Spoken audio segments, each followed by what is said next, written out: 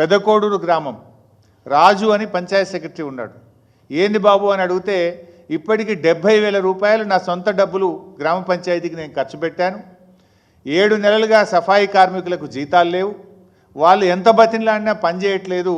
నెల రోజుల నుంచి గ్రామంలో చెత్త ఎత్తడం బంద్ చేసినాం. ఎక్కడి చెత్త అక్కడే పేరుకుపోయింది గ్రామాల్లో. ఏం చేయాలి సార్? 7 నెలలైంది జీతం లేక. ఇక నేను కూడా 70,000 పెట్టి దమ్ముకొచ్చిన.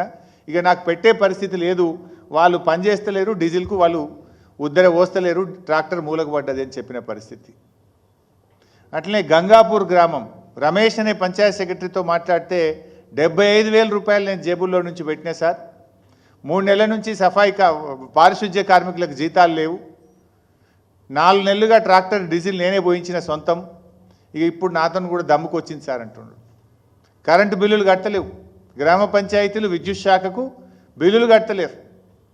కేసీఆర్ గారు ఉండగా ప్రతి నెల విద్యుత్ శాఖకు గ్రామ పంచాయతీలు కరెంటు బిల్లులు కట్టేది. ప్రతి నెల రాష్ట్ర ప్రభుత్వం గ్రామ పంచాయతీలకు డబ్బులు ఇచ్చేది. పారిశుద్ధ్య కార్మికులకు వేతనాలు ఇచ్చేవారు.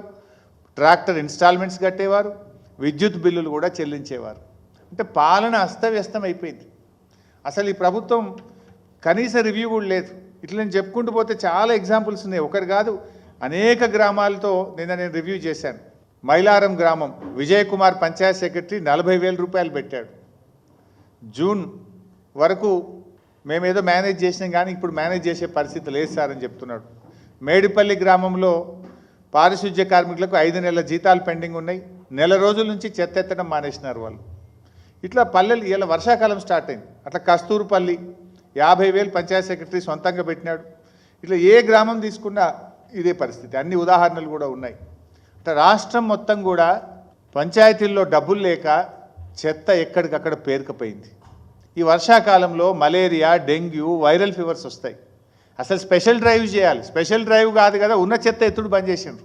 ఈ ప్రభుత్వం ఏమో గొప్పలు చెప్తుంది, మేము ప్రతి నెల 1వ తారీఖే జీతాలు ఇస్తున్నాం, మాది ప్రజాప్రభుత్వం. మీ ప్రజాప్రభుత్వంలో పారిశుద్ధ్య కార్మికులకు స్థానం లేదా? మీ ప్రజాప్రభుత్వంలో పారిశుద్ధ్య కార్మికులకు 1వ తారీఖు నాడు వేతనాలు ఇవ్వరా? 7 నెలలు జీతాలు ఇవ్వకపోతే ఆ పారిశుద్ధ్య కార్మికుల ఇల్లు ఎట్లా గడవాలి అని నేను అడుగుతా ఉన్నా ఈ ప్రభుత్వాన్ని. రేపు పల్లెల్లో అంటురోగాలు వచ్చి ఏదైనా జరగరాంది జరిగితే దానికి ఎవరు బాధ్యత వహించాలి అని నేను ప్రభుత్వాన్ని అడుగుతా ఉన్నా. కనీసం ఇది కూడా మీకు స్పందన లేకపోతే ఎట్లా? మీరు 7 నెలల్లో మీకు కనీసం టైం దొరకలేదా? పల్లెల పరిస్థితి రివ్యూ చేయవస్తలేదా? అధికారులు ఉన్నారు కదా. మరి గతంలో వర్షాకాలం ముందు స్పెషల్ డ్రైవ్ అయింది, ఇప్పుడు ఎందుకు చేస్తలేరు? పల్లెలు ఎట్లా నడవాలనుకుంటున్నారు మీరు? చివరికి సర్పంచులు పోయి గవర్నర్కు మొరబెట్టుకునే పరిస్థితి తెచ్చినారు. మేము పనిచేసి రూపాయి బిల్లులు రావట్లేదు, మాకు 7 నెలలు అయిపోయింది, అప్పుల పాలైనమని రాష్ట్ర గవర్నర్ గారి దగ్గరికి సర్పంచులు వెళ్ళి మొరబెట్టుకొని కళ్ళ నీళ్లు పెట్టుకునే పరిస్థితి తెచ్చారు మీరు. ఎటు పోయింది ప్రభుత్వం? ఎందుకు పని చేయలేకపోతున్నారు మీరు? ఇలా వేతనాలు అందకపోవడంతో ధర్నాలు చేస్తున్నారు పారిశుద్ధ్య కార్మికులు. ప్రతి చోట ధర్నాలు చేస్తున్నారు. కలెక్టర్లకు మెమోరాండాలు ఇస్తున్నారు. స్థానిక ఎమ్మెల్యేలను కలుస్తూ ఉన్నారు. అయినా కూడా పొందడం లేదు.